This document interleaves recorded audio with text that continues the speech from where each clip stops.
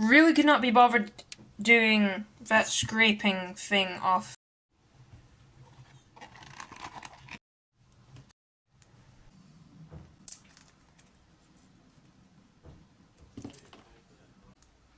There's now about 8 or 9 layers of tape.